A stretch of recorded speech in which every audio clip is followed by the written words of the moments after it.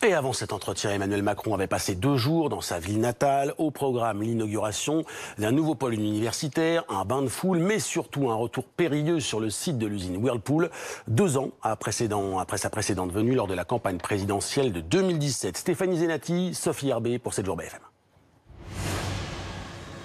C'est un retour aux sources, aussi intense que périlleux pour le chef de l'État. Emmanuel Macron revient sur le terrain de ses engagements passés, sur le site de l'ancienne usine Whirlpool à Amiens, dans un hangar presque vide, symbole de l'échec du plan de reprise WN annoncé en octobre 2017. Je viens au printemps 17. Ouais. Il y en a d'autres qui vous disent Whirlpool ne fermera pas avec moi. Est-ce que moi je vous ai tenu cet engagement? Non. Je comprends pas comment vous avez été aussi naïf que ça. Non. Moi que je me fasse berner, je comprends bien, monsieur Macron. Mais vous, quand même. Non, alors, attendez. Non, mais vous aviez promis des emplois sur le site. Mais, il devait y avoir des centaines d'emplois. Il y a 200 personnes qui sont au chômage. Emmanuel Macron, bousculé de toutes parts par des anciens salariés devenus amers, rancuniers, mais aussi très en colère. Depuis que le repreneur WN est en liquidation judiciaire, ils se sentent abandonnés, presque trompés par l'Élysée. Soit on a envie d'avancer, soit on reste obsédé par ça. Et je veux dire, maintenant, lui... Mais monsieur, nous, c'est notre situation. Mais je sais, moi aussi, c'est pour ça que je suis là. Donc c'est normal que ça nous obsède. Votre situation, elle ne sera pas réglée simplement par ses propos. Un dialogue compliqué, parfois aussi avec les élus locaux. Je pense que, Monsieur le Président, vous grandiriez l'État à admettre que vous avez merdé. Pas, à la limite, pas vous personnellement, mais que ça a merdé. Que pendant qu'il y avait ici, qu'il n'y avait rien qui se produisait et que c'était la catastrophe et que tout le monde pouvait voir que ça allait dans le mur et que il y avait des signaux qui étaient envoyés avec l'extérieur et on n'a pas eu de réponse. Malgré les reproches, le chef de l'État tente de calmer le jeu. Les lettres, elles se perdent quand on intervient au ministère. Attendez, cool. Ouais, mais cool, mais attendez.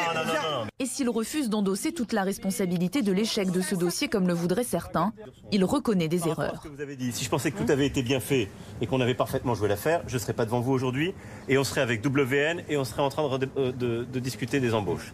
Donc, de dire qu'on est face à un constat aujourd'hui d'échec, oui.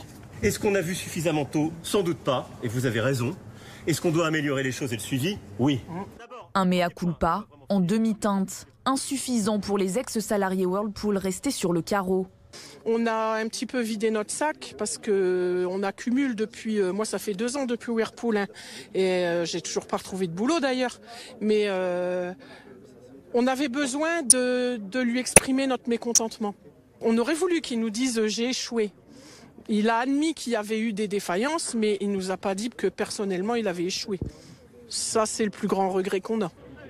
À leur chevet, pendant un peu plus de 2 heures, Emmanuel Macron a, comme il a pu, tenté de désamorcer la crise. Et c'est bien là toute sa ligne de conduite pendant ces 2 jours passés sur sa terre natale. Un déplacement pour venir dire aux Français qu'il n'est pas un président déconnecté, bien au contraire, et qu'il tient ses engagements. Illustration directe avec sa visite à la maison France Service d'Amiens Nord. Ces infrastructures, imaginées par Emmanuel Macron, après le grand débat pour rapprocher les Français des services publics. Merci à tous d'être là. Ça va? Merci. Un président presque en campagne. Vive la République! Vive la République! Vive la France! Super! Et qui se prête volontiers au jeu des bains de foule. Vous allez bien? Comment ça va? Vous allez bien? Quitte à être parfois vigoureusement interpellé, comme ici dès son arrivée jeudi au milieu des étudiants, sur les problématiques des enseignants vacataires. Si on parle de gens qui n'ont rien à manger, donc on leur dit ça sera l'année prochaine que vous mangerez, mais c'est tous les jours qu'on mange nous. En fait, il y a plein de problèmes autour des vacataires. Je sais qu'il y a plein de problèmes, je ne les découvre pas. Mais ce que je suis en train de vous dire, c'est que dans la loi de programmation recherche, on va investir, on va aussi clarifier le cadre. Ou un peu plus tard, lorsqu'il est obligé de s'expliquer sur cette mesure qui avait fait polémique il y a maintenant 1 an. Alors que la précarité existe bel et bien depuis plusieurs années, vous diminuez de 5 € les APL pour les étudiants. Si vous êtes honnête et que vous citez les chiffres, vous devez citer ce qui est en positif. Ah oui, bien sûr. Donc vous avez dit l'APL a été baissée de 5 €, c'est vrai. Mais il y a aussi, par exemple, le coût de la sécurité sociale étudiante qui a été supprimé de combien d'euros par an? Oui, bien sûr, ça a De été combien? une grosse somme de 230. Merci. Un grand oral face à la jeunesse, l'occasion aussi de dire les choses de manière parfois un peu crue. Et en ce moment, notre pays, je trouve, est trop négatif sur lui-même, dans les commentaires qu'on a en permanence. On a des difficultés, on les affronte. Est-ce qu'elles sont impossibles à affronter? Pas du tout. Est-ce que les choses vont moins bien qu'il y a 20 ans dans tous les sujets? Faux. Simplement, on a des difficultés qui sont liées à des vrais défis. Une allusion, très certainement au défi de la délicate réforme des retraites et à la préparation de la journée cruciale du 5 décembre.